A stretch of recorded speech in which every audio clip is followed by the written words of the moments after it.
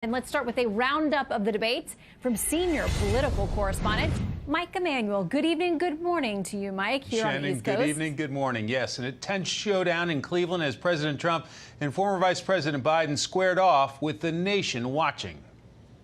You're the worst president America has ever had. Hey, Come Joe, on. let me just tell you, Joe, I've done more in 47 months. I've done more than you've done in 47 years, Joe. Joe Biden went after President Trump's record. Under this president, we become weaker, sicker, poorer, more divided, and more violent. The president accused Biden of being weak on police. You can't even say the word law enforcement, because if you say those words, you're going to lose all of your radical left supporters. President Trump went after Vice President Biden's son Hunter's foreign business dealings. Just out of curiosity, the mayor of Moscow's wife gave your son $3.5 million.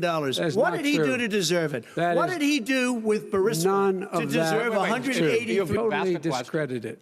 Totally discredited. And by the way, well, wait, he didn't get $3.5 million, Joe? Mr. Vice, he got $3.5 million. The president mocked Biden on the issue of COVID-19 masks. I don't wear masks like him. Every time you see him, he's got a mask. He could be speaking 200 feet away from it. He shows up with the biggest mask I've ever seen. As expected, moderator Chris Wallace asked President Trump about taxes he's paid after recent leaks to the New York Times suggesting he didn't pay much. Will you tell us how much you paid in federal income taxes in 2016 and 2017? Millions of dollars. You paid millions of dollars? Millions of dollars. So yes. not 750. Millions of dollars, and you'll get to see it. Another altercation erupted when President Trump suggested Biden is a puppet of the left. It's not what you've said, and it's not what your party has said. That is simply your party a lie. doesn't say it. Your party wants to go socialist. The platform of the Democratic Party is what I, in fact, approved of. The deal is that it's going to wipe out pre-existing conditions. And by the way, the 200,000 people that have died on his watch. Biden would not answer when Chris Wallace asked Biden if he would pack the courts and scrap the Senate filibuster if he wins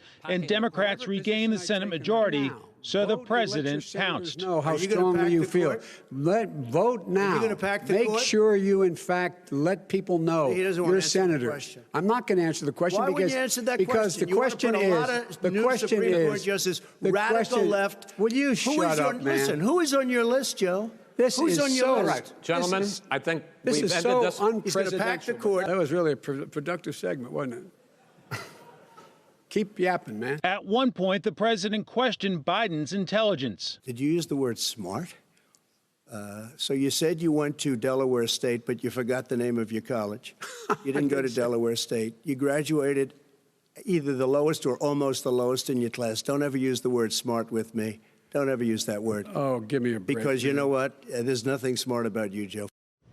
With all the interruptions and bickering, one would expect both sides to do focus groups to see the reaction of likely voters, and perhaps there will be a change in tone in the next debate. Shannon?